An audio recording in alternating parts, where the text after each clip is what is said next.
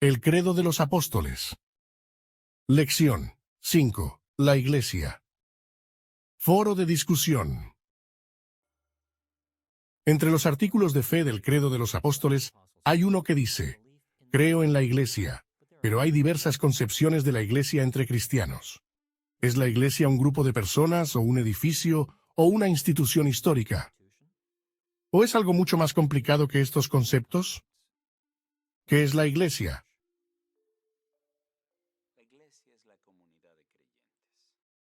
La Iglesia es la comunidad de creyentes. La Iglesia es el cuerpo de Cristo. Es la nueva humanidad que Dios llamó fuera de un mundo pecador para vivir con Él por siempre y representarlo a Él. A través de la Iglesia, Dios libera su poder y potencia para transformar el mundo. La Iglesia es el testimonio vivo del sacrificio de Cristo que la gente puede ver efectuándose en la vida de los creyentes mientras luchan por mantenerse santos, por alejarse del pecado y a la vez aprender a amar y servir a su prójimo. La Iglesia es también el medio de comunicar un evangelio de manera valiente y clara al mundo. El nombre Iglesia tiene su origen en la palabra griega eklesia. Originalmente esta no es una palabra cristiana. Generalmente esta palabra significa comunidad, compañerismo, que se reúnen por alguna razón. En el Nuevo Testamento, Iglesia representa 4 posibilidades. Primero es la Iglesia universal, la Iglesia general de todos los santos. Leemos en Efesios 1. Él puso todas las cosas bajo sus pies, y se hizo la cabeza de todas las cosas para la Iglesia. Segundo, es una iglesia local. En este caso significa la congregación en el pueblo. En Romanos 16 leemos: os recomiendo además nuestra hermana Febe, la cual es diaconisa de la iglesia en Cencrea. Tercero, la adoración, la reunión de los santos, la reunión dominical matutina también. Leemos en 1 Corintios 14, cuando os reunís como iglesia. Y el cuarto son los grupos en los hogares. Pablo saluda a Priscila y Aquiles, y los saluda así: saludad también a la iglesia de su casa. Es bueno recordar que la palabra en griego para iglesia en el Nuevo Testamento, eklesia, es el término griego utilizado para difundir la idea del Antiguo Testamento de reunir al pueblo de Dios, el cajal. Así la iglesia del Nuevo Testamento mantiene las reuniones del Antiguo Testamento, del pueblo de Dios. Cuando Pablo en el libro de Gálatas, en Gálatas 6:16, dice a las iglesias: paz y misericordia sea a ellos y al Israel de Dios. Lo que está queriendo decir es: saludos a los hermanos judíos en Gálata, a los judíos convertidos, los cristianos judíos. Eso parece poco concebible en una carta en la que la nota distintiva es Gálatas 3:28, ya no hay ni judío ni griego. ¿Por qué él, después de haber actuado en un exabrupto público con Pedro en Antioquía, cuando Pedro se rehusó a comer su emparedado de puerco porque personas importantes de Jerusalén habían llegado a Antioquía, y él se fue y se sentó a comer alimentos kosher con sus amigos judíos, y Pablo le dio una reprimenda, porque Pablo al final de esta carta dice: oh, a propósito, que la paz esté con mis amigos judíos? No, cuando él dice: la paz sea sobre Israel, está diciendo lo mismo. El Dios de Israel es el Dios de los judíos y los gentiles.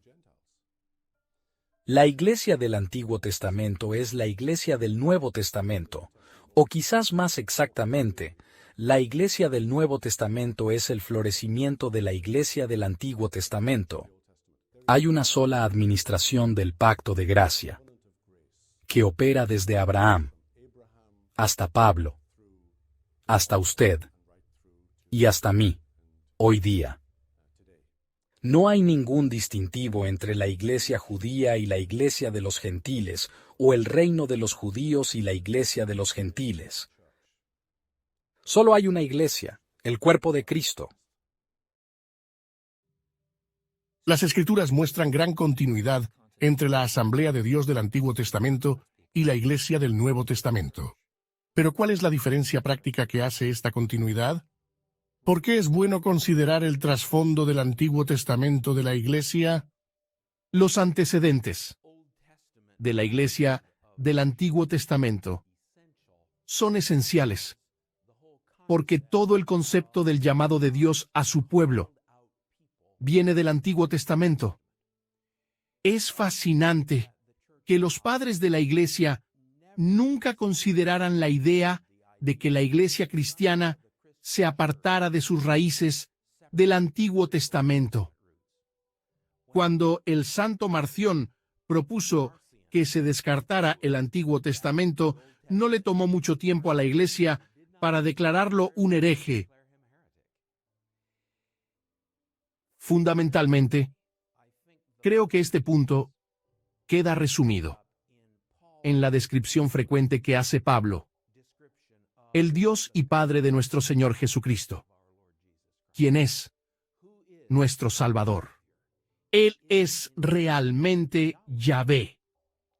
Y por supuesto, no se nota en inglés cuando decimos Jesús es el Señor. Bueno, los judíos comprendieron lo que se estaba diciendo. Jesús es Yahvé. Entonces, ¿quién es este Dios que viene en forma de un bebé? Él es increíblemente el Yahvé del Antiguo Testamento. Él es el que viene a satisfacer en sí mismo su propia justicia. Si no conocemos el Antiguo Testamento, como una iglesia, vamos a perder de vista la trascendencia de Dios. Vamos a perder su justicia. Vamos a perder su santidad. Y vamos a reducir a Dios a un pequeño y útil Dios que existe para nosotros. Así que es esencial que la iglesia del Nuevo Testamento se fundamente en las verdades del Antiguo Testamento. Tratar de ser un cristiano y entender lo que significa ser parte de la Iglesia sin un Antiguo Testamento es como tratar de entender la historia en un punto decisivo y actuar como si nada hubiera ocurrido antes. Pero realmente no podemos entender el Nuevo Pacto sin hacer referencia al Antiguo. No podemos entender lo que significó para Jesús ser el Mesías sin antes entender la ansiada espera de la promesa del Hijo de David, quien vendría para ser el Rey de Israel. No podríamos entender el cumplimiento de la profecía en el Nuevo Testamento. Mateo nos dice varias veces que estas cosas sucedieron para que las Escrituras se cumplieran. Si no entendemos el Antiguo Testamento, entonces no podemos entender lo que se está cumpliendo frente a nuestros ojos. El Nuevo Testamento nos dice, por ejemplo, en el prólogo del Evangelio de Juan, que Jesús es el Logos divino para quien los mundos fueron creados, pero no nos da una secuencia de la creación. No nos dice las cosas que necesitamos saber, aún esas vienen antes del Evangelio. Y no nos dice algo que es realmente muy, pero muy importante, que es vital para el Evangelio. Es imposible entender el Evangelio de Cristo sin conocer Génesis 3, sin entender la caída de la humanidad y las consecuencias del pecado de la humanidad. Sin eso no podemos entender lo que significó para Jesús venir y salvar a los pecadores. El Antiguo Testamento es absolutamente necesario, no solo para saber quiénes fueron nuestros ancestros, sino para saber quiénes somos nosotros. Además de la continuidad de identidad, también encontramos continuidad de propósito entre las iglesias del Antiguo y del Nuevo Testamento. En ambos testamentos, Dios utilizó su iglesia para promover su reino. Y sus planes nunca fallan. La iglesia del Nuevo Testamento no es un plan de contingencia, sino el desarrollo natural de la asamblea del Antiguo Testamento. Una manera de confirmar esto es mirar el propósito de Dios para su pueblo en ambas épocas. Entonces, ¿cuán similares fueron los propósitos de Dios para la iglesia del Antiguo Testamento y la del Nuevo Testamento? Cuando hablamos de la iglesia en el Nuevo Testamento, es importante darse cuenta de que no es algo totalmente nuevo. Esta tiene sus raíces en el propósito redentor de Dios con el Israel del Antiguo. Dios tiene un pueblo, un plan que ha tenido para toda la eternidad. Y entonces Él lo ha resuelto en una historia redentora. Y lo ha desplegado frente a nosotros. En el Antiguo Testamento, la nación de Israel era el pueblo elegido por Dios. Ellos fueron elegidos como una nación étnica por muchas razones. Primeramente, para obtener la venida del Mesías, para obtener la venida del Señor Jesucristo, que daría cumplimiento al pacto de Abraham y traería bendiciones para ambos. judíos y gentiles y para el mundo entero. Dentro de la nación de Israel, pertenecientes a una etnia, había creyentes dentro de esa nación. No todo Israel es Israel. Pablo nos aclara este punto en Romanos 9. Solo porque uno fuera de la etnia judía, una etnia israelita, un miembro del pacto en ese sentido, no garantizaba que tuvieran la fe de la salvación. Podríamos pensar que, si tuviéramos simultáneamente a Elías y a Ahad, veríamos un gran contraste entre estos dos individuos. Los creyentes remanentes del Antiguo Testamento son el pueblo de Dios. Son los que nosotros podemos decir que experimentaron la salvación de la manera que nosotros hablamos en términos del Nuevo Testamento. Los demás pueden haber tenido privilegios asombrosos y bendiciones, inclusive la redención. Si pensamos en todas las personas del Éxodo, muchos de ellos fueron redimidos de Egipto y sacados de la esclavitud. Eso no significa que necesariamente obtuvieron la redención completa de la salvación. Y por eso, solo los que por gracia, a través de la fe en el Antiguo Testamento, fueron el verdadero pueblo de Dios que trajeron la continuidad a la Iglesia. La Iglesia está compuesta por aquellos que, por la gracia a través de la fe, han creído en el Señor Jesucristo y han creído las promesas de Dios. Los creyentes del Antiguo Testamento creyeron en las promesas de Dios. Las promesas del pacto que anticipaban la venida de Jesucristo. La Iglesia ahora, a la luz de su venida, cree en Él con mayor entendimiento y mayor claridad de esa misma promesa, en el mismo Redentor. Somos uno en eso. Somos un solo pueblo de Dios a través de las épocas. Obviamente, en el Nuevo Testamento hay algunas diferencias. Hay un cumplimiento que se ha dado. Hay un mayor entendimiento. Hay una comunidad completa que está compuesta por quienes fueron regenerados. Y aquellos que creen en el Señor Jesucristo. Pero no debemos minimizar la continuidad. La similitud del pueblo de Dios entre la Iglesia del Antiguo y del Nuevo Testamento. No debemos separar a Israel y el verdadero pueblo de Dios. Los creyentes en la Iglesia del Antiguo Testamento, de la Iglesia. Y debemos recordar que hay un solo pueblo, un plan que se está llevando a cabo. En el nuevo cielo y la nueva tierra, cuando Cristo regrese y todo se haya consumado, tanto judíos como gentiles, creyentes del Antiguo Testamento, la Iglesia verdadera compuesta por ambos, y todas las naciones, son aquellos que van a doblar sus rodillas delante de Jesucristo y ofrecerle alabanzas por la eternidad. Es grandioso pensar sobre la continuidad del propósito de la Iglesia del Antiguo Testamento y la del Nuevo Testamento porque realmente proviene particularmente del pacto de Dios con Abraham. En Génesis 12, Dios le promete a Abraham, quien en esos momentos no tenía descendencia, que tendría una descendencia que no podría ni contarse, y que a través de Abraham las naciones serían bendecidas. Y vemos esto llevándose a cabo en el Antiguo Testamento. Israel fue llamado a ser el pueblo singular del Señor, y además un pueblo que representa al Señor y a su reino entre todas las naciones. Se les llamó reino de sacerdotes, estando en el monte Sinaí, en Éxodo 19. Y los sacerdotes permanecían en la presencia de Dios y le servían, pero ellos también tenían el rol de representar y de interceder por los otros. Así como Aarón y sus hijos hicieron por Israel, Israel lo hace por las naciones.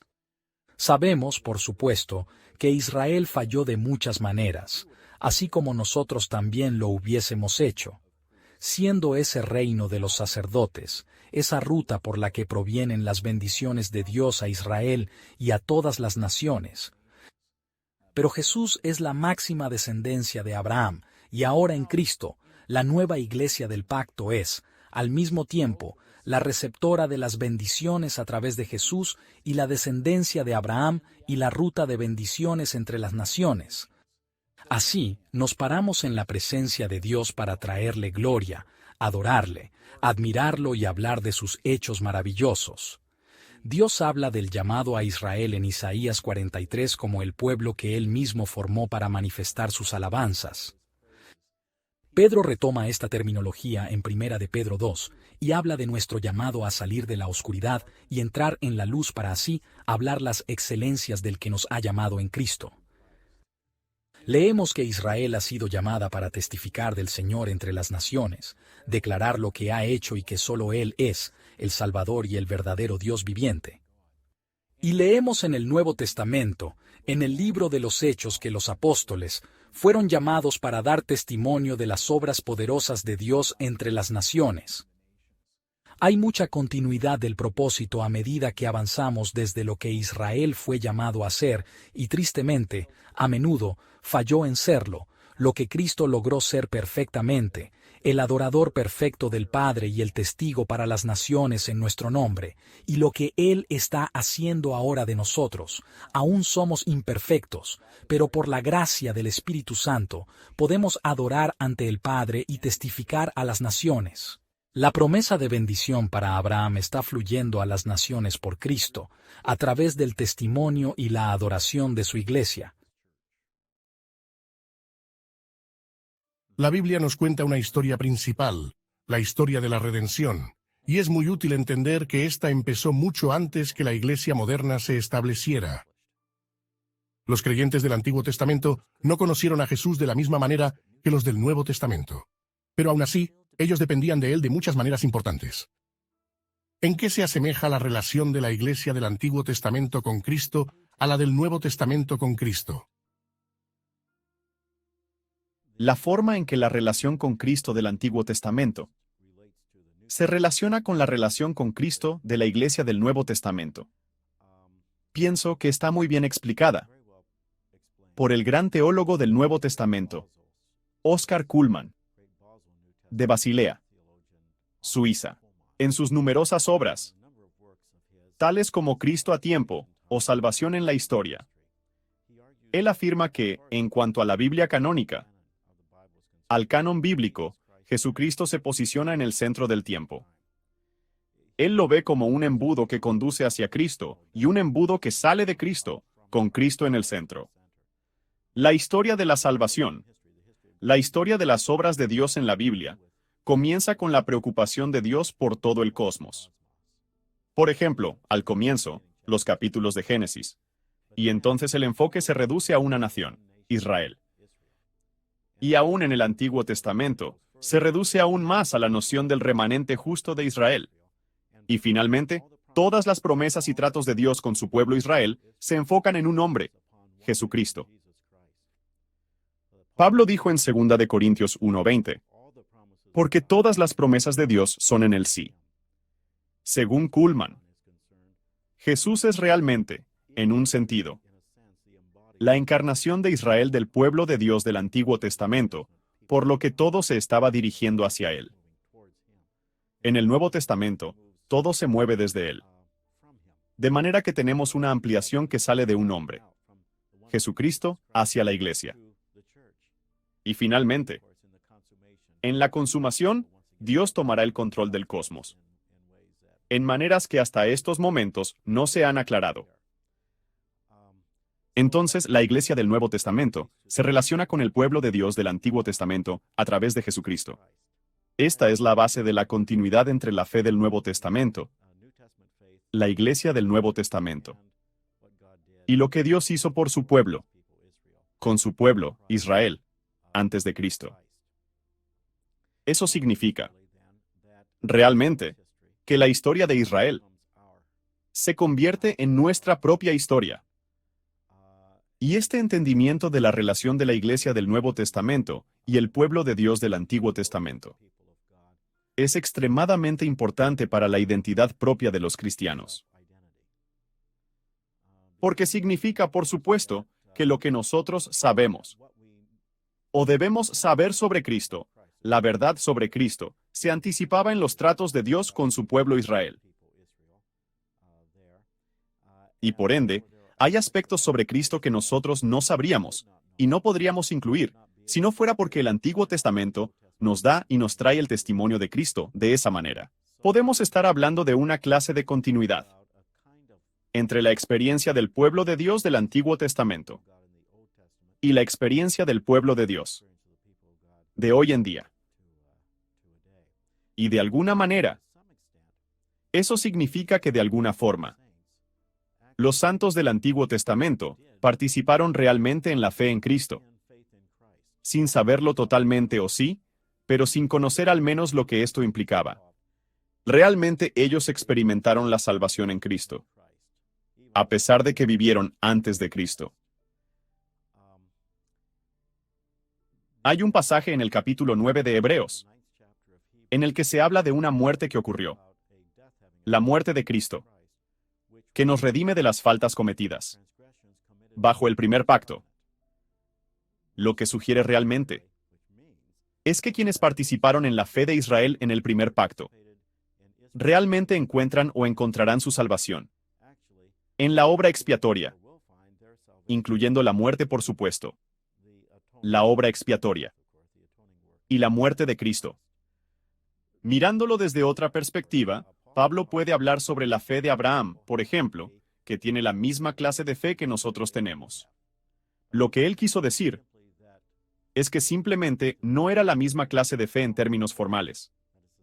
Digamos que tuvo las mismas características formales de la fe en Dios que Abraham tuvo. Las mismas características formales de nuestra fe en Dios a través de Cristo. Pero realmente Pablo inclusive sugiere que, a pesar de que él no sabía y no estaba en posición de expresarlo de esta manera, Abraham tenía fe en Cristo. Porque en la medida en que Abraham tuvo fe en la promesa de Dios en esa medida, otra vez como dice Pablo, porque todas las promesas de Dios son en el sí, realmente Cristo se anticipó en la promesa. En otras palabras, en la medida que Abraham tuvo fe en la promesa de Dios, en ese sentido, Cristo es la promesa de Dios. Abraham tuvo fe en Cristo. Aun cuando Abraham y otros del Antiguo Testamento vivieron bajo los términos del progreso de Dios de la redención, eso significó que su experiencia de salvación estaba limitada en relación con la nuestra. Tanto en el Antiguo como en el Nuevo Testamento, la Iglesia fue esencial en el plan de salvación de Dios. Tristemente, muchos cristianos hoy tienden a evitarla. Es cierto que somos justificados solo por la fe en Cristo, pero hay muchos aspectos de la vida redimida que requiere de nuestra participación en una congregación local. Así que, ¿cuáles son algunos de estos aspectos? ¿Por qué los cristianos necesitamos a la Iglesia? Debemos entender que el propósito de Dios es que nos reunamos en la iglesia de Jesús. Hay cosas que Dios hace por nosotros en la iglesia que no hace fuera de la iglesia. Tenemos la última cena que Jesús instituyó. Tenemos el bautismo, que marca la entrada a la congregación o la iglesia de Jesús. También tenemos que valorar el que las Escrituras se interpreten a sí mismas, que la iglesia es la niña de los ojos de Jesús. El apóstol Pablo nos dice en Efesios 5, que él la ama y se entregó por ella. Y el deseo de Jesús es reunir a su pueblo en una comunidad. Esta es una realidad presente importante para nosotros. Que Jesús mismo era la encarnación del reino, y así como nos reúne con él, también nos reúne en una hermandad entre nosotros. No es solo una organización voluntaria o electiva en la que podemos hacer cosas mejor, sino que nosotros reflejamos la unidad de Jesús cuando nos unimos en su iglesia y nos congregamos bajo sus pastores, porque Él nos dejó primero que todo a sus apóstoles.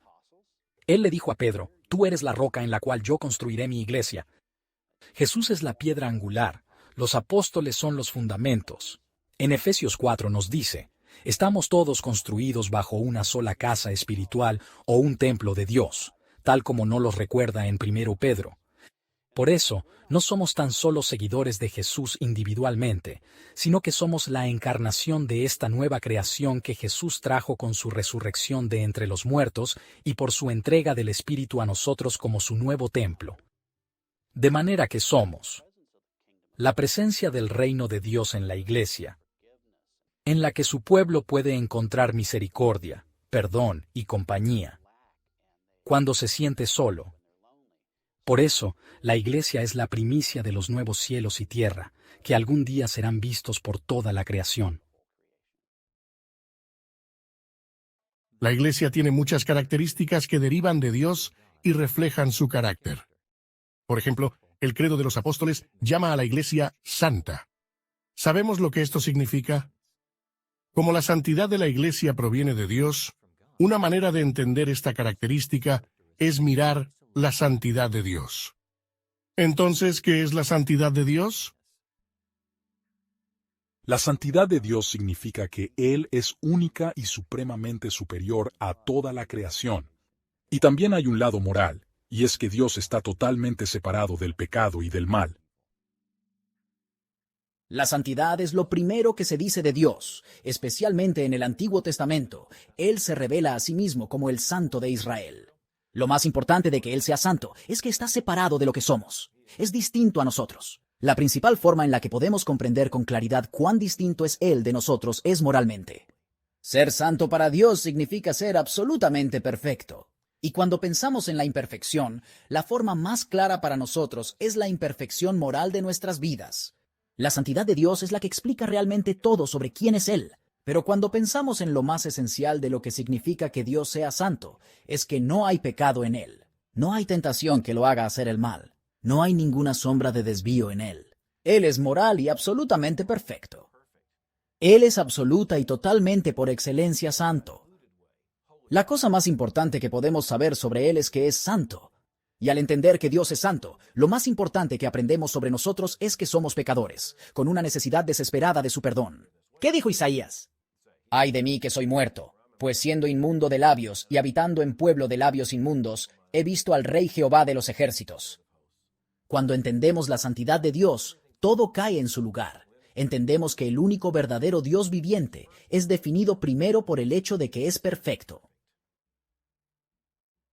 De muchas maneras, la idea de la santidad de Dios es fundamental por su naturaleza y para nuestra comprensión de esa naturaleza. La palabra santo no es muy frecuente en la literatura del Oriente Medio. Esto ocurre muchas veces. La mayoría de esas se relacionan con las cosas que pertenecen a dioses y sin hablar de los mismos dioses. Pero fundamentalmente define lo que es extraordinario, aquello que es de alguna forma fuera de una experiencia ordinaria. Y la literatura del antiguo Oriente Medio no tenía ninguna calidad moral. No podría tenerla porque para ellos, tanto los dioses impuros como puros son santos. Los dioses buenos son santos y los malos también. Son extraordinarios, son diferentes. Lo que sucede en el Antiguo Testamento es que esta palabra se vuelve dramáticamente significativa para describir a Dios.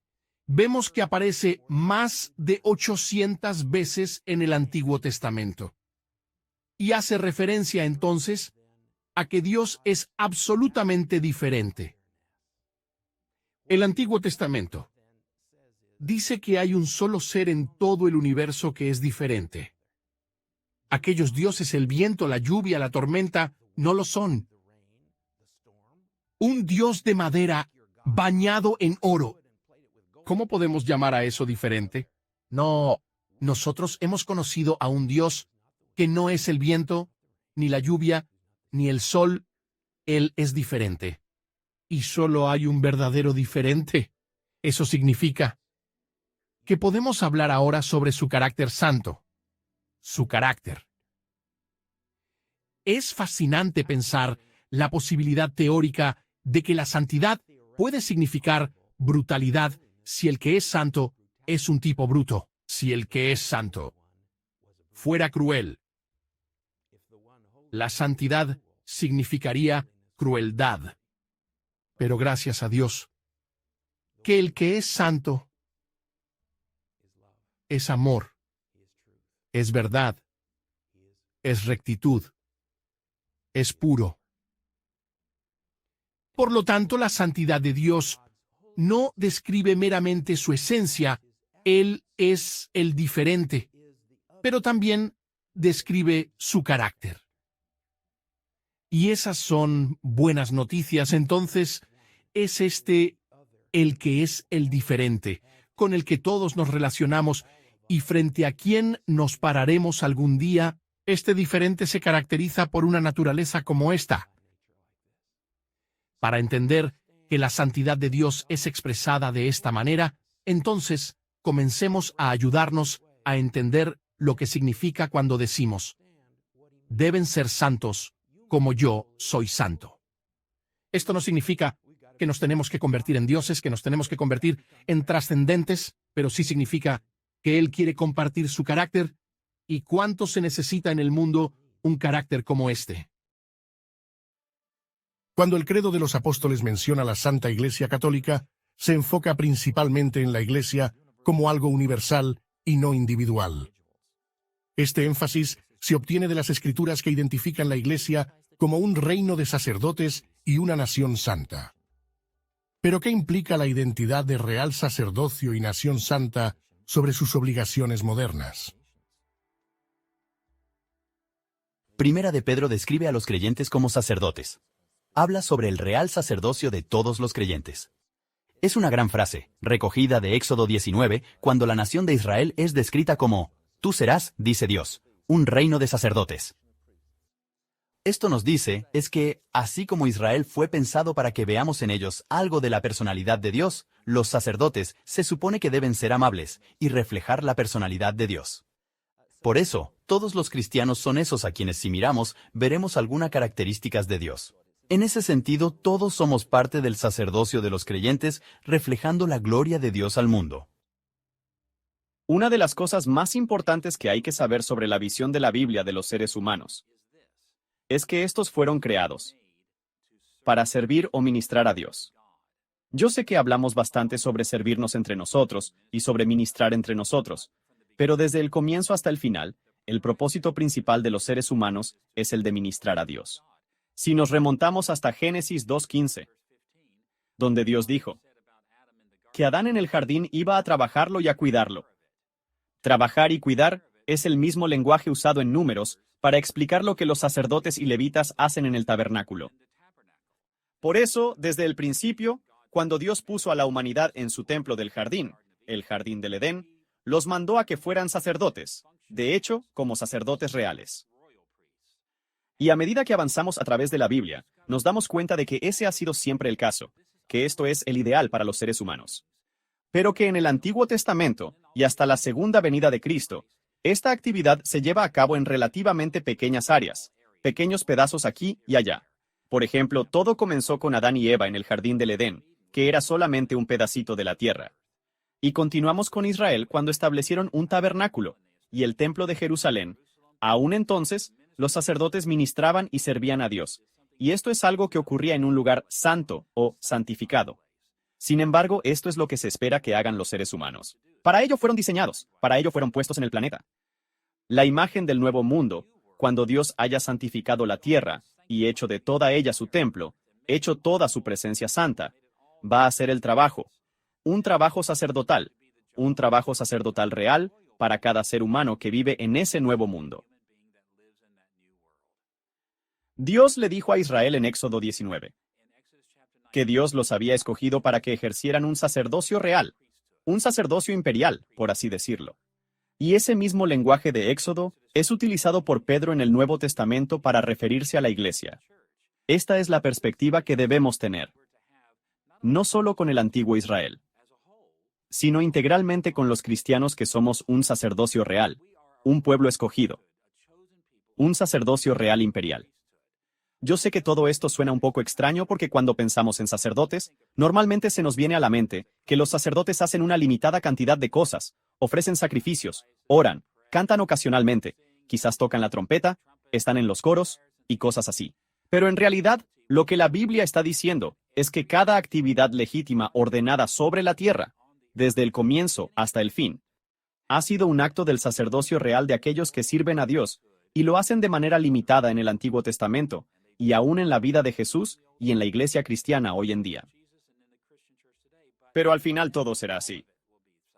De hecho, la Biblia refleja la creación en muchos aspectos, muchos lugares, como si fuese el templo de Dios. Y esto sí lo podemos imaginar. El trono de Dios, dice Isaías, está en el cielo, y su estrado en la tierra, y alrededor de su estrado, refiriéndose al arca del pacto, hay un lugar sagrado donde el sumo sacerdote y los levitas, los sacerdotes especiales de la nación de Israel, le sirven. Y ellos hacen esto al decorar, al asegurarse de que los sacrificios estén listos, que las plantas estén crecidas apropiadamente, que este sea un lugar hermoso, un lugar ideal para el ambiente de Dios, y evitando la maldad y manteniendo las cosas impuras fuera. Esta es la clase de cosas que ellos hacen de manera que toda la actividad es así. Pero la Biblia dice que todo el piso de la tierra completa, es el piso del templo de Dios. Y lo que Dios está haciendo es dispersar su influencia, dispersar su santidad desde un pequeño punto, el jardín del Edén al comienzo, y luego en el tabernáculo, hasta finalmente llegar al templo, como fue establecido Él, está ahora saliendo y limpiando todo el piso de su gran palacio, que es la tierra. Y esto sucede a través de Israel en parte. Pero fallaron y por eso vino la miseria. Y Cristo viene, y ahora Él nos ha asignado esta tarea de limpiar todo el piso. Y la manera de hacerlo es sirviendo a Dios en cada una de las áreas de la vida, como un acto de adoración a Él. Esto no se refiere a algunas cosas que nosotros hacemos ministrando a Dios, el servicio del culto a Él, y otras cosas que hacemos para nosotros o sin ningún motivo. Esto se refiere a cada cosa que hacemos como cristianos debemos hacerla de corazón para el Señor, porque es para el Señor. Ya sea nuestros 6 días de trabajo, si dormimos, si criamos a nuestros hijos, cualquier actividad es una actividad del sacerdote real, porque nuestro trabajo es extender la santidad de Dios a través del mundo, en anticipación al nuevo mundo que vendrá, cuando cada uno que se quede, viva en esta tierra maravillosa, limpia, santa y santificada, y ellos servirán a Dios para siempre como sus sacerdotes reales. Debido a que las Escrituras llaman a la Iglesia a servir como la nación santa y a su real sacerdocio, esto hace que muchos piensen en el rol de los ministros modernos. Después de todo, si cada miembro de la Iglesia ahora es un ministro de Dios, ¿qué queda por hacer para los pastores de la Iglesia? ¿Cuál debe ser el rol de los ministros ordenados en la Iglesia? Es importante pensar en la relación entre toda la Iglesia, como un sacerdocio de todos los creyentes. ¿Cuál sería entonces el sentido de tener pastores? Si todos somos sacerdotes, ¿para qué los necesitaríamos? Al pasar del Antiguo Testamento al Nuevo, del Antiguo Pacto al Nuevo, la nación de Israel es vista como un sacerdocio. Ellos tenían sacerdotes que los representaban, pero ellos también debían representar a Dios ante el mundo entero. Al pasar al Nuevo Testamento, el cumplimiento del sacerdocio es Cristo como nuestro sumo sacerdote. Él es quien se ofrece por nosotros. Él es quien toma nuestro lugar. Él es quien intercede por nosotros. Él entonces, en virtud de sus obras, nos hace ahora sacerdotes. Él nos trae de vuelta hacia Dios. Cuando Él intercede por el mundo, nosotros llevamos a cabo la obra sacerdotal en términos de nuestra restauración de lo que significaba ser portadores de su imagen o llevar a cabo el mandato cultural ante nosotros. El cuerpo completo de Cristo son los sacerdotes. Eso no significa entonces que no tengamos maestros o líderes en la iglesia. Todos somos sacerdotes, todos conocemos a Dios. Pero hay ciertos dones que son distribuidos a la iglesia que no son iguales. Cristo, al ascender, nos regala dones de líderes, pastores y maestros. A pesar de que todos conocemos a Dios directamente, intercedemos directamente ante Él a través de las obras de nuestro Señor Jesucristo. No obstante, existen aquellos que, en el cuerpo, sirven diferentes propósitos y pastores que tienen el rol único de dirigir, enseñar y equipar al pueblo de Dios. Ellos son dotados de esa manera como los sacerdotes y amigos.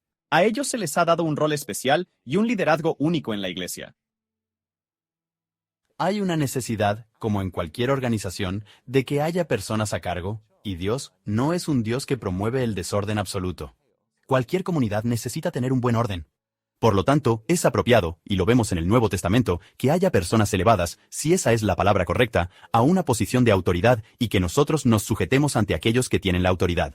Si en el mundo pagano es así, mucho más aún en la iglesia. Debemos sujetarnos a los que tienen el liderazgo o a los que están sobre nosotros en el Señor, usando una frase del Nuevo Testamento.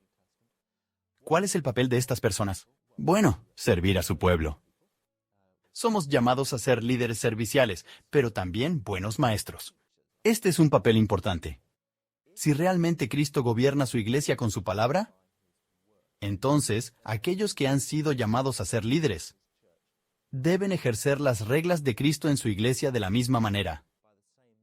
Esto es, a través de su palabra que nos enseña, lo que muestra la importancia en el Nuevo Testamento de las personas que fueron llamadas a ser maestros. Y son aquellos que tienen una habilidad para enseñar los que son los llamados a dirigir. Hay también un papel obviamente para el servicio pastoral de ser amable y cariñoso con el rebaño, con las ovejas de Jesús. Yo diría que el rol principal es el de ser maestro, gobernando al pueblo de Dios con su palabra. La iglesia como un todo es sagrada para Dios. Pero las personas que se acercan a ella lo hacen por muchas razones y no todos los que lo hacen son creyentes.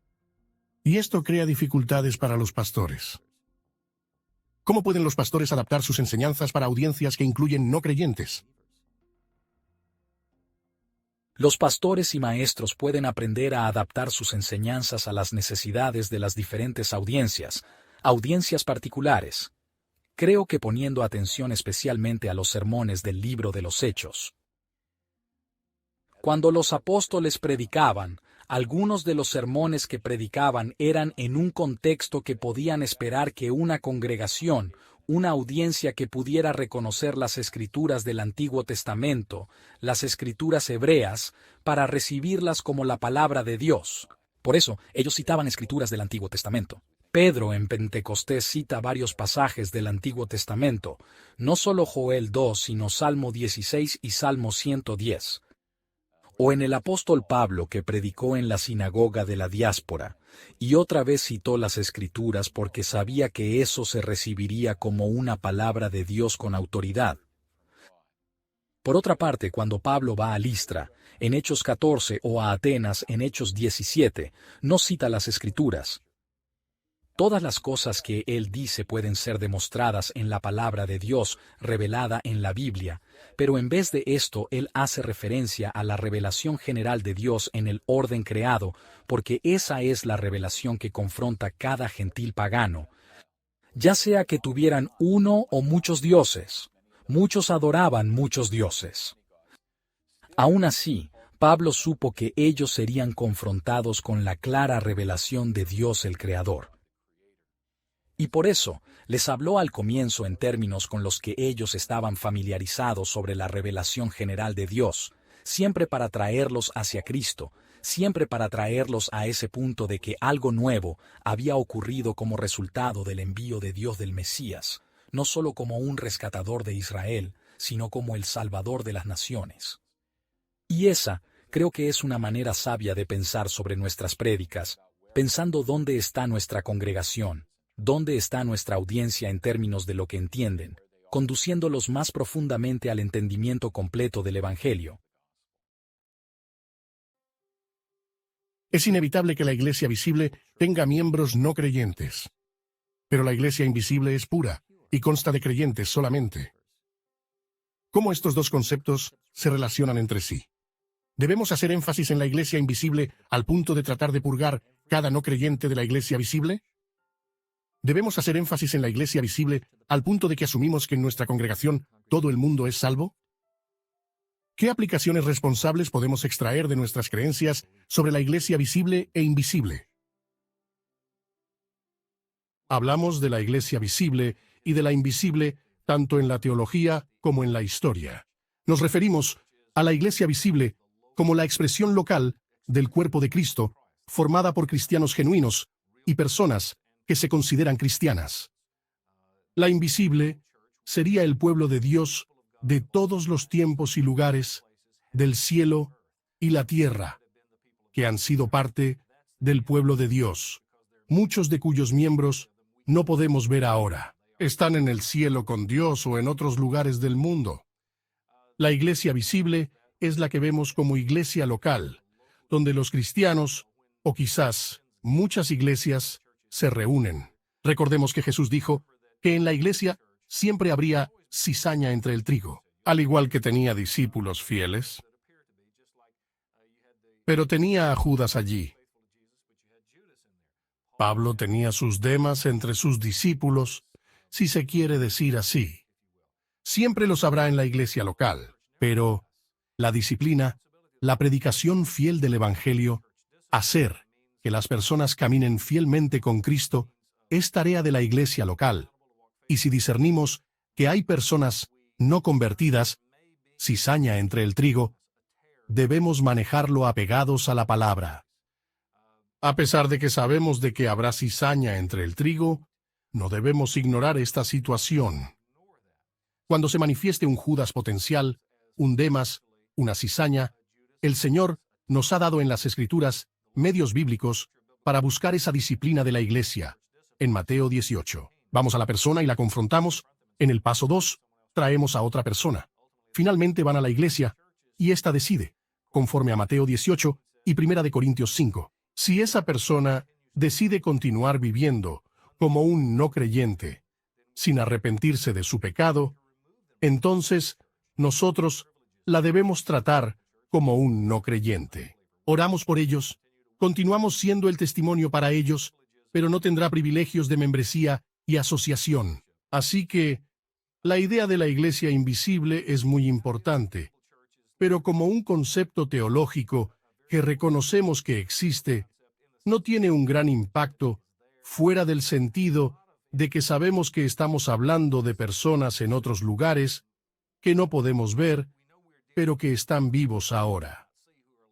Decimos que somos parte de la iglesia de Dios con ellos, hermanos en China, en África, en América, somos uno en Cristo, y nunca nos veremos excepto en el cielo. Debemos reconocer que es por esto que oramos unos por otros y nos amamos unos a otros. Nos damos apoyo mutuamente y nos ayudamos, aunque quizás no nos veamos nunca en este mundo. La idea de la iglesia invisible es solo una teoría para nosotros, pero aún así es de gran importancia. La iglesia local, el cuerpo de Cristo, es el énfasis del Nuevo Testamento. Las estadísticas muestran que de las 125 menciones de la palabra griega eclesía del Nuevo Testamento, 117 o 118 se refieren a la iglesia local, la iglesia visible. Ese es el énfasis en el Nuevo Testamento y énfasis que queremos darle sin ignorar el otro, pero realmente el énfasis está en la iglesia local, la iglesia visible. La iglesia consiste en creyentes y no creyentes y debemos entender qué significa esto. Estamos hablando entonces de la relación externa que las personas tienen con la iglesia. Internamente, lo que las tradiciones reformadas llaman la iglesia invisible, allí no hay no creyentes. Los no creyentes entran en la iglesia visible solamente porque nosotros no podemos leer sus corazones. A veces, son entrevistados por los ancianos de la iglesia para lograr su membresía. Ellos montan un buen espectáculo y aparentan creer en lo que nosotros creemos y hablan como si estuvieran unidos a Cristo en la fe. Es así como entran a la iglesia, puesto que no podemos leer sus corazones. Y que quizás dentro de todo son hipócritas. Ellos no son creyentes. Y entonces, la iglesia, externamente, la iglesia que se reúne los domingos por la mañana puede tener tanto creyentes como no creyentes. Pero por supuesto que eso no significa que Dios esté calculando quién está en la iglesia y quién no. Para Dios, por supuesto, los únicos que van a recibir la salvación, los únicos que se van a ir al cielo son aquellos que están unidos a Cristo por la fe. Y como análisis final, ese es un asunto del corazón. Dios lo ve. Con el tiempo la iglesia se va a dividir. El trigo va a ser separado de la cizaña. Y solamente los creyentes van a encontrarse en la gloria con Jesús por toda la eternidad. Si es difícil para los creyentes discernir sobre su relación con los no creyentes en la iglesia visible, es aún más difícil saber cómo deben responder a los no creyentes que están fuera de ella. ¿Estamos obligados a servirles y a sacrificarnos por ellos como si fueran parte de la iglesia? ¿Nos está permitido ignorarlos y dejarlos resolver sus propios problemas? ¿Deberíamos despreciarlos porque ellos son enemigos de Dios? ¿Cómo debería tratar la iglesia al mundo no creyente? Los cristianos, en cuanto a los no creyentes, necesitamos tener presente que no somos Dios. Y podemos estar contentos de no serlo. No ser Dios significa que no somos responsables de emitir un juicio definitivo sobre nadie. Mientras sepamos que el Señor de toda la tierra hará lo correcto con cada uno, ese no es el papel que se nos ha asignado. Y sabemos que mientras los no creyentes vivan y respiren, una de las cosas que Dios hace es tratarlos con amabilidad y darles más oportunidades para que se arrepientan. Dios está mostrando paciencia hacia esas personas que merecen ser juzgados, para que tengan más oportunidades de arrepentirse. Y por esto, lo que deberíamos hacer como criaturas, y no como el Creador, es orar por ellos y compartir el Evangelio con ellos. Muchos tenemos personas no creyentes que amamos y debemos orar por ellos, así como por los no alcanzados alrededor del mundo. Por eso, tenemos que diferenciar nuestro papel del de Dios, sabiendo que Dios hará el suyo para que nadie tendrá queja sobre alguna injusticia, y al mismo tiempo reconocer que mientras los no creyentes vivan, tienen la oportunidad de arrepentirse, y nosotros queremos presentárseles esa oportunidad a los más que podamos. La otra cosa crítica que debemos recordar es que alguna vez fuimos no creyentes. Y si tenemos una actitud de ser más santos que ellos o superiores, eso revelaría un malentendido de lo que fuimos, y que la única diferencia ahora es la gracia de Dios en nuestras vidas, y nada intrínseco en nosotros. Por eso celebramos la obra de Dios en nosotros y buscamos mediante la oración y evangelio la obra de Dios en sus vidas también, confiando en que el Señor llamará a sus ovejas en la forma y tiempo apropiados para su plan. En vista de que Apocalipsis nos muestra claramente que todos los enemigos de Dios serán destruidos en el juicio final, nuestra actitud hacia los no creyentes debe tener una combinación de coraje, compasión y humildad. De coraje porque lo que no necesitamos es estar intimidados por esos enemigos. Sabemos que el Dios de justicia hará justicia con sus y nuestros enemigos el último día. Martín Lutero bien lo dijo en su himno: «Castillo fuerte es nuestro Dios. Podrán el cuerpo destruir, mas siempre ha de existir de Dios el reino eterno». Por eso no debemos estar con miedo, ni intimidados, ni silenciados. Necesitamos ser compasivos con los no creyentes. Ellos merecen la justicia, así como nosotros la merecemos, pero nosotros somos llamados en todas las Escrituras a anhelar la intervención de Dios para convertir a nuestros enemigos en amigos, de la manera que solo Él puede hacerlo, a través del Evangelio y del poder del Espíritu que da nueva vida. Por lo tanto, debemos ser testigos compasivos con ellos, uno de los atributos importantes de la Iglesia en el libro del Apocalipsis es que esta es el testimonio de Cristo, que extiende la obra de Jesús, que es el testigo fiel. Por eso, nuestro testimonio es sobre la verdad de Dios, pero también para que la misericordia de Dios alcance más personas. Así que debemos ser humildes con los no creyentes. La realidad del juicio venidero nos recuerda que eso es lo que como seguidores de Cristo nos merecemos. Es lo que Jesús soportó por nosotros en la cruz. Por eso, no hay razón para que seamos arrogantes con ellos. No tenemos ninguna razón para ser hostiles con ellos. Más bien debemos ser humildes para con ellos, por la realidad del juicio. Aun cuando les expresamos un testimonio valiente y compasivo del Evangelio, podemos sentirnos tentados a tener una actitud de superioridad sobre nosotros mismos y sobre todo si nos han maltratado o si se burlan de nosotros, ese tipo de cosas. Pero creo que Jesús querría que tuviéramos la actitud de desear servirles, tener compasión de verlos como los perdidos, porque no sabemos quién se va a convertir. Y por eso queremos servirles y les estamos predicando el Evangelio y esperamos que respondan. Cuando pensamos en el otro lado del juicio, ¿cuál debe ser entonces nuestra actitud? Debería haber, creo yo, un sentido de compasión y de tristeza hacia ellos.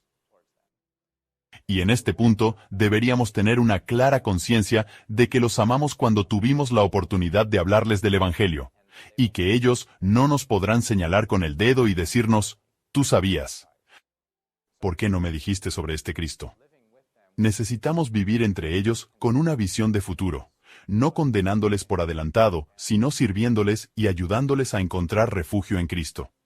y también sin ser vengativos y guardar rencor en nuestro corazón. Por el contrario, deberíamos sentir compasión cuando ellos no responden al Evangelio y tener la esperanza de que lo hagan. Históricamente la Iglesia ha ayudado y mostrado misericordia con los de afuera, atendiendo sus necesidades físicas. Esto ha servido para acercarlos a la fe, pero es difícil saber cuándo gastar recursos en las necesidades de los de afuera, en especial cuando hay necesidades dentro de la Iglesia. ¿Cuándo debería dedicarse la ayuda a los que están en la Iglesia? ¿Y cuándo a los que están fuera de esta? La regla que Pablo da en el Nuevo Testamento es hacer el bien a todos, especialmente a los de la familia de la fe. Esto significa que debamos planificar un presupuesto diciendo, daremos un 95% a la iglesia y un 5% a los de afuera. No creo que funcione así. La iglesia es una familia extendida y, naturalmente, daremos más nuestras propias personas que a las de afuera. Por un lado, conocemos las necesidades de las personas que vemos cada semana y podemos ayudarles de una manera que no podemos hacerlo con personas de afuera. Pero consideremos la parábola del buen samaritano donde vemos a alguien que se está muriendo al margen del camino, o cuando alguien entra en tu vida o entra en la vida de la iglesia de una manera muy dramática. Y no hay manera de estar seguros de sus creencias religiosas.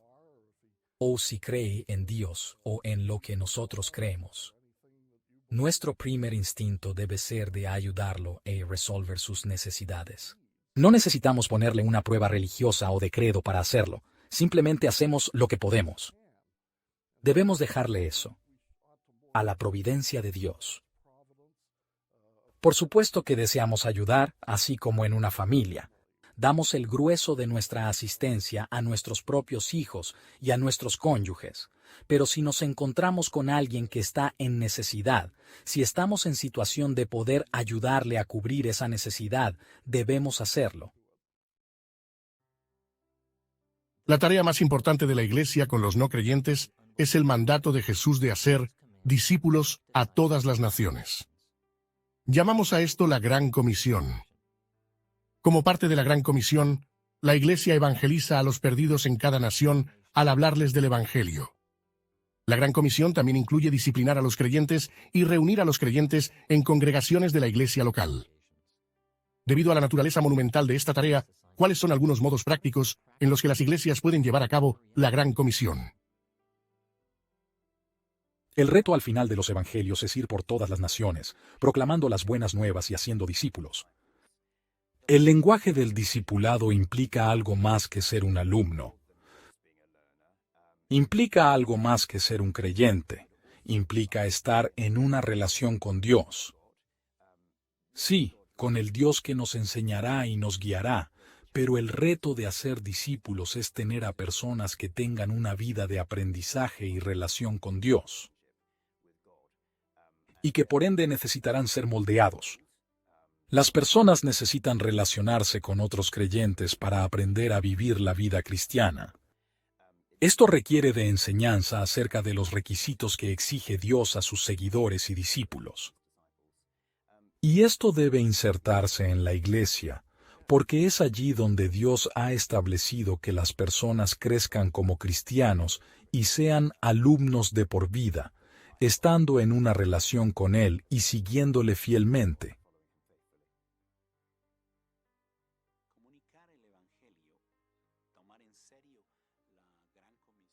Comunicar el Evangelio. Tomar en serio la Gran Comisión implica proclamación y demostración del Evangelio. Es decir, como John Stott alguna vez lo dijo, son como las dos alas de un mismo pájaro. El pájaro no puede volar con una sola de ellas, necesita ambas para poder volar. De la misma manera, la Gran Comisión realmente solo toma efecto verdadero en la vida de las personas, en sus relaciones y en sus sociedades, cuando las personas entienden que el mensaje se debe comunicar con palabras y con actos. Las palabras traen una claridad al mensaje, pero los actos nos muestran también el significado del amor de Dios, de la compasión de Dios.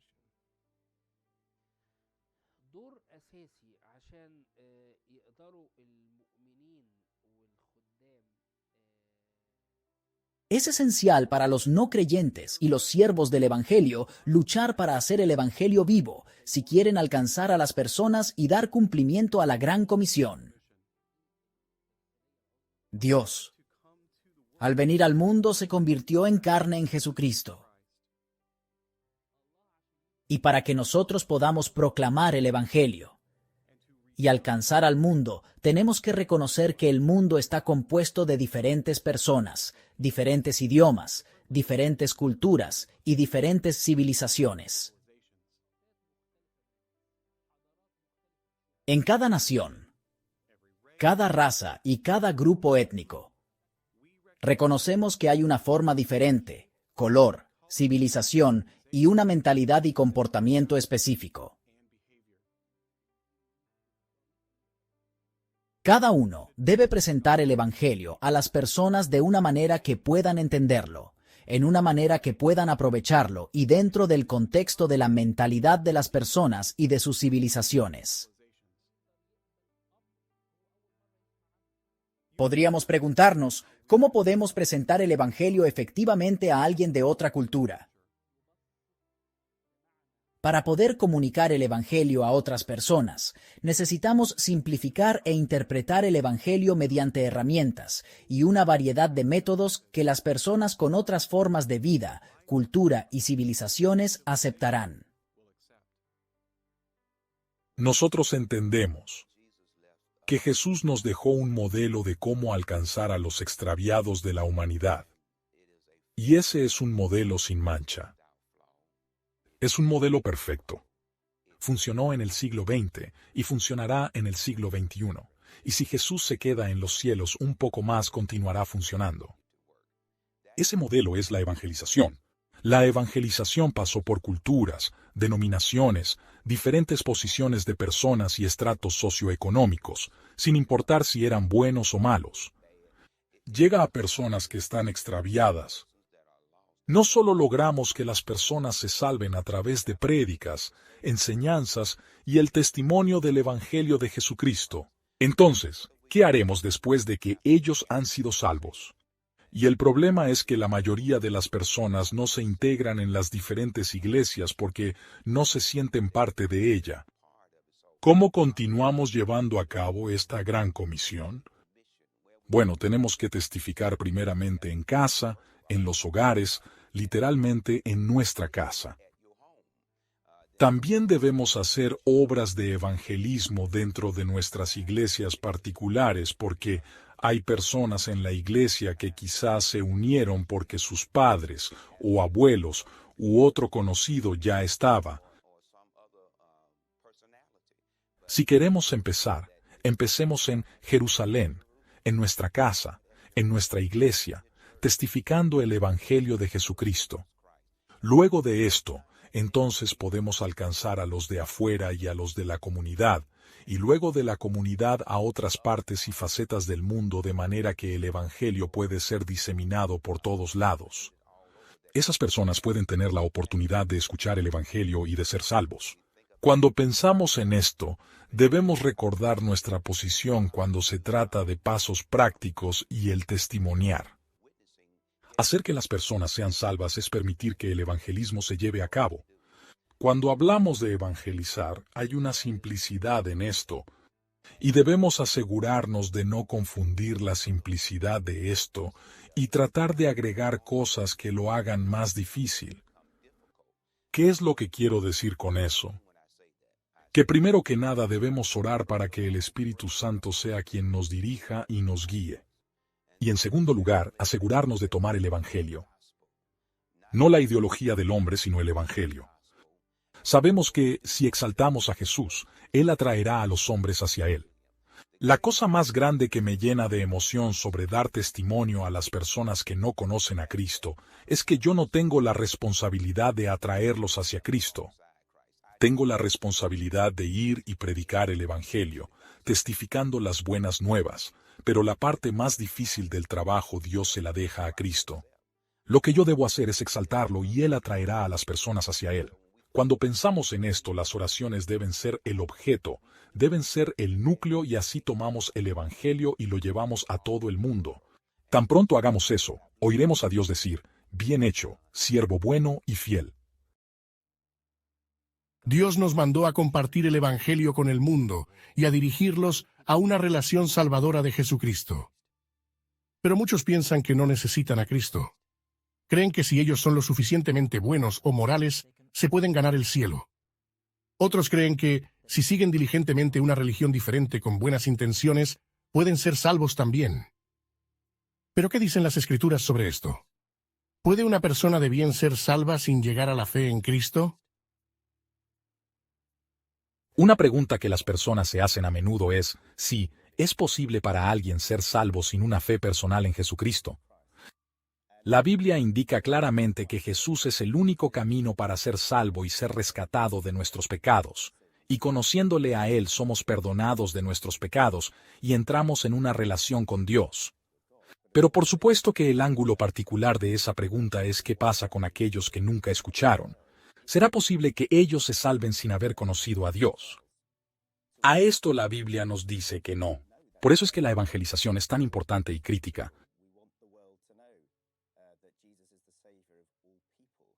Ahora, por supuesto que Dios es definitivamente el juez, y que lo que las personas han hecho con lo que saben sobre Jesús es definitivamente su asunto.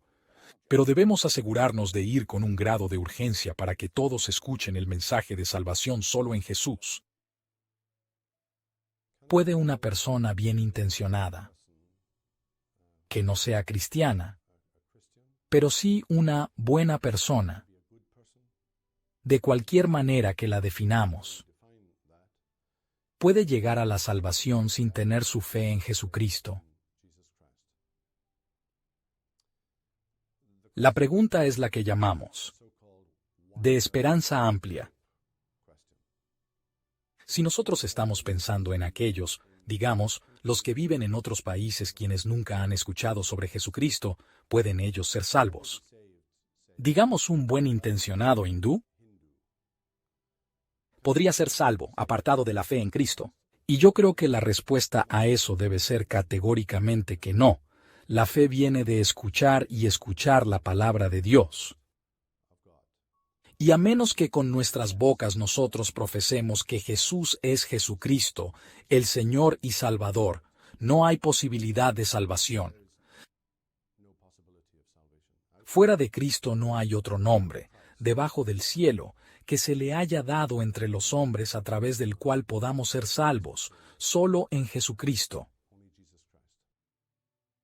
Hay pasajes en el Antiguo y el Nuevo Testamento, y hay uno en Proverbios que dice que la oración del malvado es una abominación al Señor. Este es uno de los términos más fuertes posible, y naturalmente nosotros tendemos a pensar que si una persona no es un seguidor sincero de Cristo, pero tiene un momento de crisis y dice, yo te reconozco, Dios, te necesito, doblaré mis rodillas y voy a orar. Es cierto que no he sido un seguidor tuyo, pero en realidad te necesito en estos momentos. Yo no puedo manejar esta situación solo. Me estoy acercando a ti. Te estoy pidiendo y me estoy humillando ante ti en esta situación para pedir tu ayuda. La Biblia dice que es una abominación al Señor. Ahora, eso es contradictorio porque pensamos que Dios estaría al menos impresionado de que esa persona estuviera dispuesta en esta ocasión a humillarse a sí mismo y pedir ayuda. Pero la Biblia dice que es una abominación, porque implica que Dios estaría impresionado y respondería basado en piedad por esa persona. Y si lo hiciera, sería el peor insulto, porque Él envió a su Hijo Jesús para ser el medio para acercarnos a Él. Esto está ignorando los medios que Dios nos ha dado. Nos dice, gracias Jesús por tu venida, pero no era necesario para mí. Lo que tú hiciste en la tierra por 33 años, el sufrimiento, experimentando la furia de Dios y la crucifixión, Jesús, pero no hacía falta, impresionaré a Dios con mi piedad. ¿Qué insulto tan grande contra Dios sería si pudiéramos pensar que Él nos aceptaría basándose en lo que nosotros hacemos? ya sea nuestra piedad temporal o algo así. Así, la gran pregunta no es tanto por qué no hay otros caminos hacia Dios, por qué no hay un camino a Dios a través de otras religiones. Y la gran pregunta es, ¿por qué hay todavía un camino? ¿Por qué Dios es tan bueno que permite que lo haya? Aun cuando la historia del mundo, vemos que en cada nación hay personas que han mirado a otro lado. En cada tribu, en cada lengua, en cada pueblo, en cada individuo, se manifiesta lo que Isaías dijo, que cada uno de nosotros ha seguido su propio camino. Y lo hacemos, a pesar de todo lo que Dios nos ha revelado de la verdad en la creación. Romanos 1:20 dice que Dios se ha revelado en general a través de la creación, pero que aún así, las personas no responden a esa luz y que tienden a seguir sus propios caminos. Y Él nos ha dado el Evangelio y la Biblia, y aún así, en las naciones donde se ha crecido escuchando el Evangelio de Jesús, las personas siguen su propio camino. Aunque lo ha hecho desde la creación, la pregunta no es, ¿por qué Dios no permite que haya más caminos? Sino por qué, en su misericordia, permite que haya un camino. Y Él lo hace. Por eso rechazar el camino que Él nos ha dado a través de su Hijo Jesús es un gran insulto. Por eso si Jesús dice que Él es el único camino hacia Dios, ¿lo es o no lo es? Y C.S. Lewis dijo, si Jesús declaró esto, Él es o un mentiroso, pues sabía que no era el único camino, pero dijo que lo era, o un lunático, porque pensó que era el único camino, o es lo que dijo el Señor de todos, y el único camino. Y los cristianos creemos que la resurrección de Jesús valida esta proclamación. Yo puedo proclamar que soy el único camino a Dios, cualquiera puede hacerlo, pero Jesús lo ha validado no solo con milagros, porque otras personas han dicho que hacían milagros. Jesús nos dio la última validación al resucitar de entre los muertos 3 días después y al ascender al cielo y vivir allí para siempre. Por eso, creemos que Dios, en su misericordia, nos ha dado este único camino, y está abierto para todos. A pesar del maravilloso regalo de Dios de la salvación, muchos no creyentes responden negativamente al esfuerzo de la Iglesia de cumplir la Gran Comisión. Y este negativismo no es solo el rechazo del Evangelio o a poca información sobre los cristianos. A través de la historia, la Iglesia ha sido objeto de sufrimiento y persecución por nuestros esfuerzos de promover el Evangelio del reino de Dios. Cuando esto sucede, es fácil para los cristianos enojarse o frustrarse o desalentarse. Pero ¿qué dice la Biblia acerca de nuestra actitud ante el sufrimiento y la persecución? Cuando experimentamos sufrimiento y persecución, podemos preguntarnos cuál debe ser nuestra actitud ante estas cosas. Creo que primero, no debemos tener una actitud de conmoción y asombro. Se nos ha dicho sobradamente en las Escrituras que estas cosas iban a sucedernos. De alguna manera, en la soberanía de Dios, Él perfecciona a su pueblo a través del sufrimiento. Este fue el caso con Jesús, y nosotros estamos siguiendo sus pasos. Por lo tanto, podemos esperar tener dificultades en la vida. Estamos seguros de que Dios nos va a sacar de esa situación, así como podemos estar seguros de que vamos a tener sufrimiento.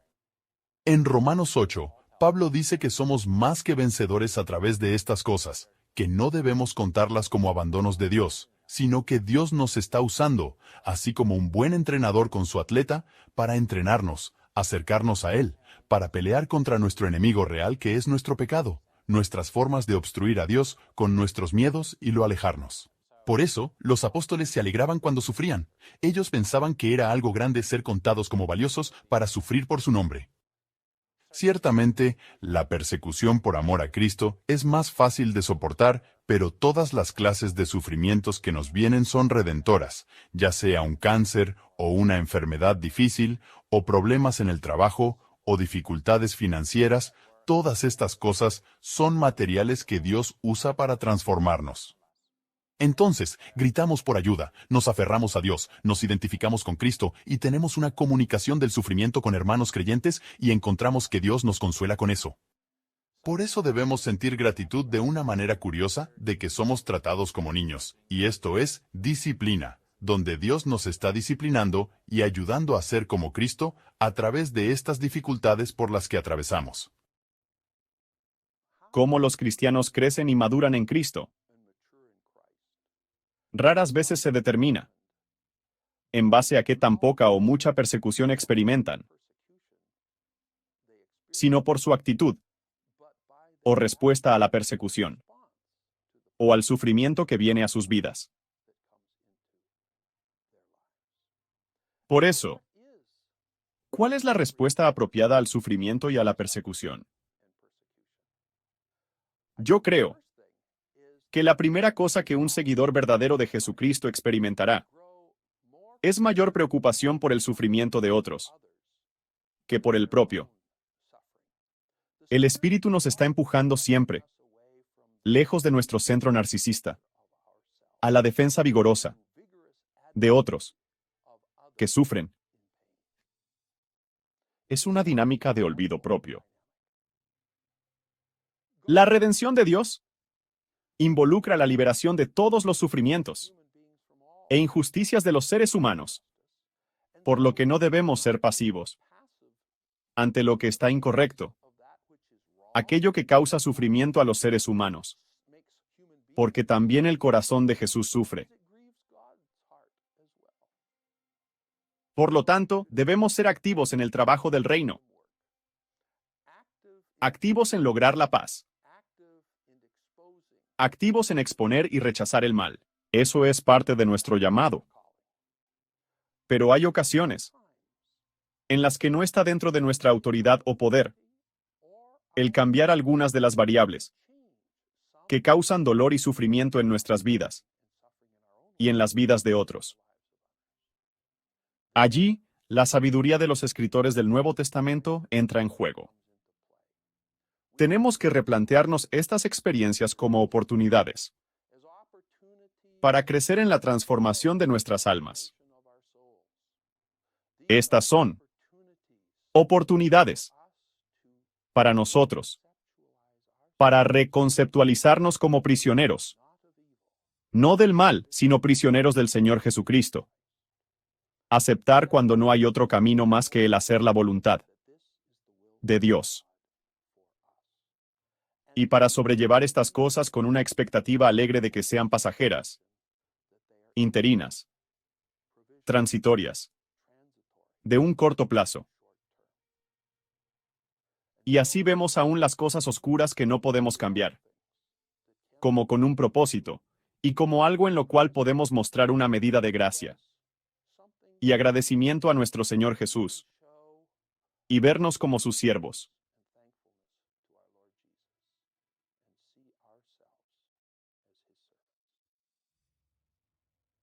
Si vemos al pueblo de Dios a través del Antiguo Testamento, Dios les permitió sufrir en diferentes épocas por dos propósitos generales.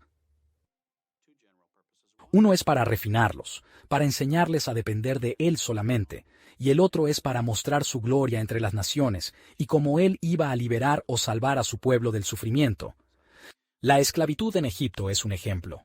En el libro de Jueces, en los ciclos en los que el corazón de Israel se apartaba de Él, durante los tiempos de tranquilidad y prosperidad, fue a través del sufrimiento o la persecución que Él permitió que sus corazones se volvieran hacia Él. En una escala mayor, Él hace esto a través del exilio. En el libro de Oseas, escuchamos que Dios le dice al profeta: «Voy a llevarla al desierto y allí le hablaré amablemente». A menudo se requiere de sufrimiento, por ser duros de corazón, o por nuestra tranquilidad que nos hace no perseverar, o no ser fieles al Señor. Y Dios usa eso. Pero Él también lo usa para llevar la atención hacia Él, por amor a las naciones. Jesús dijo que, si alguien quiere ser su discípulo, necesita tomar su cruz y seguirle. En Mateo 8 y 9, Jesús aclara que el camino hacia su gloria iba a ser el de la cruz, incluyendo su rechazo y sufrimiento. Pero aún más, que el camino hacia la gloria para los discípulos de Jesús sería de esa misma manera. Y así como el sufrimiento y muerte de Jesús fue para dar la vida al mundo, de una manera similar, aunque no idéntica, el sufrimiento de la Iglesia y el sufrimiento del pueblo de Dios es una cuestión de darle vida al mundo. El apóstol Pablo habla de completar lo que falta en el sufrimiento de Cristo, lo que significa que debemos soportar con humildad y satisfacción el costo del discipulado. Se dice a menudo de la Iglesia antigua que el poder de su testimonio era que ellos murieron tan bien, que ellos soportaron el sufrimiento de una manera que mostraron que su fidelidad definitiva no era hacia este mundo, sino hacia Dios. Pero, debido a eso, ellos fueron de gran bien para la tierra porque ellos eran compasivos y no buscaban asociarse con los poderosos. No buscaron favorecer a aquellos que los podían bendecir, más bien buscaban bendecir a aquellos que estaban en necesidad.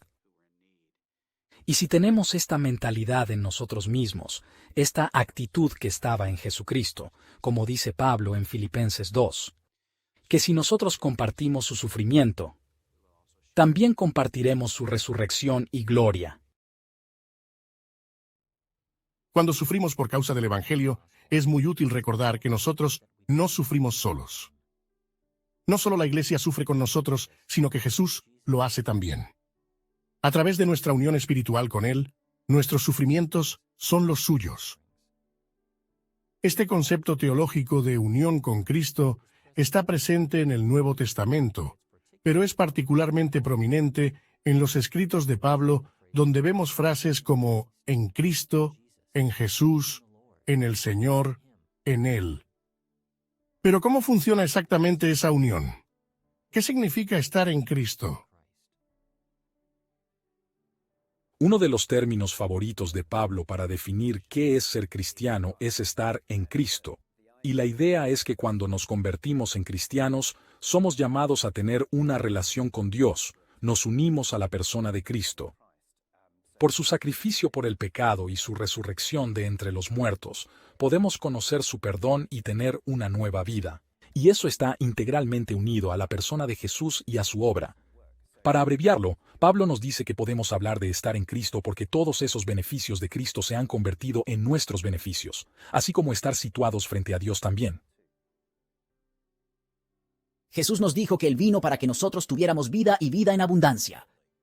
Pero en esta vida, después de conocer al Señor Jesucristo, todavía continuamos experimentando sufrimiento, dolor, enfermedad y muerte. Todavía sentimos frustraciones y ambiciones. Todavía experimentamos irritaciones y penas. Una parte de lo que necesitamos reconocer aquí es que, evidentemente, una parte de lo que significa recibir esta vida abundante es tener a Cristo en medio de estas cosas. Conoceremos cosas en nuestra vida cristiana que nunca conoceríamos si no experimentáramos tanto las penas como la euforia y el júbilo. Yo creo que hay algo más aquí que es realmente importante. Y es que Jesús dijo, «Vine para que tengan vida y vida en abundancia». Pero sabemos que nosotros añoramos algo. Una parte de esto significa estar en Cristo, es añorar la plenitud que Él nos va a traer. Vendrá el día en que Cristo vuelva por su iglesia. Vendrá el día en que Cristo reine sobre todas las cosas de una manera visible para todos. Vendrá el día en que cada rodilla se doble y cada lengua confiese que Jesucristo es el Señor para la gloria del Padre. Vendrá el día en que cada ojo se secará y cada lágrima se limpiará. Parte de lo que significa para nosotros ahora tener vida abundante en Cristo es descansar en Él, experimentando el júbilo y las privaciones que vienen de un mundo caído, mientras añoramos lo que sabemos que vendrá. La vida abundante significa confiar en Cristo mientras viene. La unión con Cristo es una realidad excepcional que nos une espiritualmente con nuestro Señor. Es una fuente de gran consuelo cuando sufrimos porque sabemos que Jesús sufre con nosotros. Pero es una fuente de bendiciones también. ¿Cuáles son algunas de estas bendiciones? ¿Cuáles son algunos de los beneficios de la unión con Cristo? Algunos de los beneficios de la unión con Cristo. Primeramente, es muy difícil para nosotros listarlos todos porque casi todo lo que tenemos de acuerdo con el Nuevo Testamento está en Cristo. Pero en la teología distinguimos usualmente entre la unión legal y la representativa, y eso nos da, por supuesto, la justificación y la adopción. Es por la rectitud de Jesús que somos imputados de esto. Por lo tanto, nosotros nos volvemos rectos gracias a Él. Somos rectos en Cristo, no por nosotros mismos. Y en base a esto, por supuesto, Dios nos adopta como hijos de su familia. Entonces allí está lo que a veces llamamos una unión mística, que es muy difícil de describir, muy difícil de ponerlo en palabras. Pero nos dicen en el Nuevo Testamento que todas las bendiciones de la salvación están en Cristo. Particularmente que Él sea nuestro amigo, Él es nuestro Señor. A Él nos dirigimos cuando tenemos problemas. Pero nos dicen en el Nuevo Testamento que todas las bendiciones de la salvación están en Cristo. Particularmente que Él sea nuestro amigo, Él es nuestro Señor. A Él nos dirigimos cuando tenemos problemas. Él dice, yo estoy siempre contigo, hasta el fin de la tierra. Él está con nosotros en espíritu. Él está con nosotros cuando lo adoramos. Y cuando comemos los elementos de la cena del Señor. Siempre está cerca de nosotros, involucrado en todo lo que hacemos. Dios le ha dado a la Iglesia una variedad de medios para traer bendiciones a nuestras vidas. Y porque estas bendiciones se basan en su amor y gracia, a menudo nos referimos a estas herramientas como medios de gracia. Los teólogos han resaltado tradicionalmente que son 3 de estas las centrales en la vida de la Iglesia: la palabra de Dios, los sacramentos u ordenanzas de la Cena del Señor, el bautismo y la oración. Los otros medios de gracia son importantes también y dependen de la fe como base.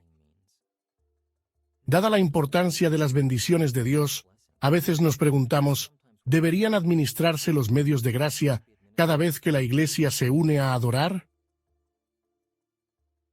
Al hablar de los medios de gracia, las disciplinas espirituales, las revelaciones de gracia de Dios y nuestra respuesta a esa gracia, lo hacemos en términos personales o de pequeños grupos. Luego surge la pregunta, ¿qué pasa cuando el pueblo de Dios se reúne para adorarlo?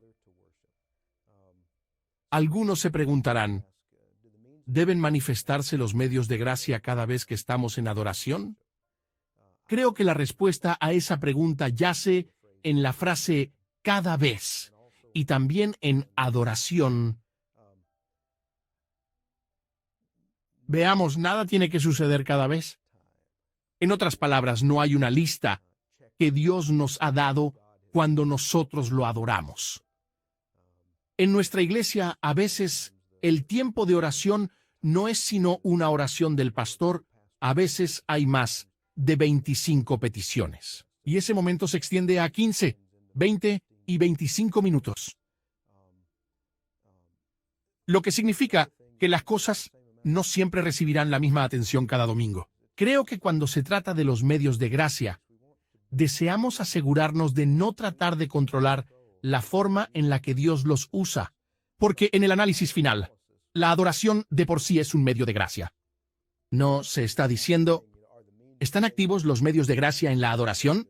Es tanto como reconocer que la adoración es un medio de gracia. Habiendo dicho esto, creo que es razonable, cuando nos reunimos para adorar, que el medio de gracia de las Escrituras debe estar allí. El medio de gracia de la oración debe estar allí. Yo creo que nosotros debemos celebrar la Cena del Señor cada vez que nos reunimos. Las iglesias que lo hacen una vez al mes, cada 3 meses, 2 veces al año, no aprovechan la riqueza sacramental. Si tuviéramos que celebrar un bautismo cada vez, sería maravilloso. Si tuviéramos creyentes convirtiéndose a la fe, o en el caso de los que bautizan infantes, que tuviéramos padres listos para presentar a sus hijos para el bautismo, sería maravilloso. Lo que quiero decir es que cada vez que nos reunimos para la adoración de por sí misma es un medio de gracia. No digamos esperemos que ocurra un medio de gracia, pues la adoración es uno. En una mayor perspectiva, los medios de gracia que Dios nos va a dar, las Escrituras y la oración, la Cena del Señor y una conferencia cristiana. De allí vendrá una experiencia única de adoración que por sí sola es un medio de gracia. Eso es una respuesta a lo que Dios quería decirnos en ese momento y hacer por nosotros en ese momento. A pesar de las bendiciones de Dios sobre la Iglesia, los creyentes somos seres humanos caídos y como resultado, la oposición que enfrentamos viene del pecado dentro de ella misma. Los creyentes están todos unidos a Cristo y a unos con otros en Cristo, pero a veces no actuamos de acuerdo con esto. Nos peleamos entre nosotros, nos condenamos entre nosotros y nos dividimos a causa de temas como la teología, la práctica, el gobierno de la Iglesia y hasta por etnias. ¿Cómo podemos promover la unidad y reconciliación entre los creyentes? Creo que los cristianos de diferentes denominaciones deben aprovechar cada oportunidad que puedan para trabajar juntos y para discutir sus diferencias. Yo creo que debemos llegar a un punto en el que podamos admitir que nuestras propias tradiciones, nuestras propias denominaciones, no han sido siempre lo que Dios ha querido. Necesitamos mirar nuestras denominaciones con un ojo crítico y buscar las oportunidades de conciliación entre las denominaciones. Las denominaciones difieren en muchas postulaciones. Por supuesto, ellas difieren doctrinalmente, de acuerdo con las prácticas litúrgicas, y étnicamente también. Muchas de las diferencias de las denominaciones son solamente porque una es alemana y la otra inglesa o algo así. Debe haber, supongamos, 20.000 denominaciones. Entonces, es posible que encontremos muchos casos en los que esas diferencias realmente no importen mucho, y deberíamos sacrificar esas con el fin de lograr la unidad del cuerpo de Cristo. Yo creo que debemos despojarnos de las tradiciones de nuestras denominaciones, mucho más de lo que lo hacemos. Debemos buscar, lo más que podamos, oportunidades para borrar estas diferencias y restaurar la unidad del cuerpo de Cristo. Hay una unidad que debemos buscar y comprender. Es la unidad de todos los creyentes, una fe, un Señor, un bautismo. Y nunca podemos dejar de pasar por alto eso. No debemos denigrar eso nunca. Pero la realidad es que hay un sentido real en el que esa iglesia es una doctrina. Es una gran verdad. Eso significa que hay ciertos puntos esenciales a los que nos debemos aferrar como marca de esa unidad.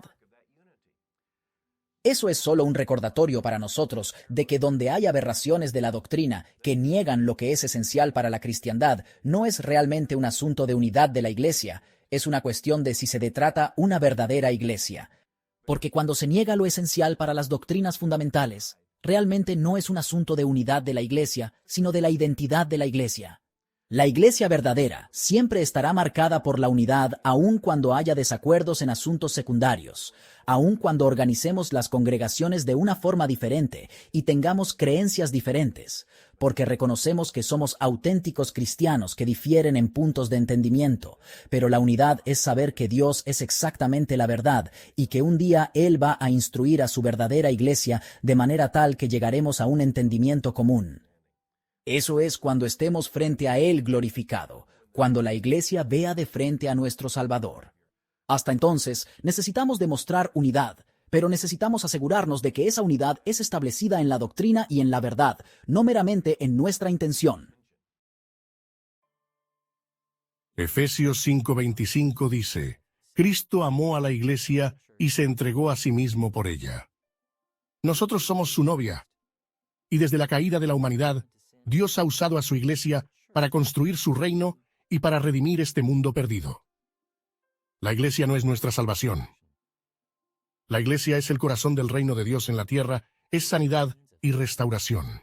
Y por esta razón, debemos afirmar con confianza con todos los santos a través del mundo, creemos en la iglesia.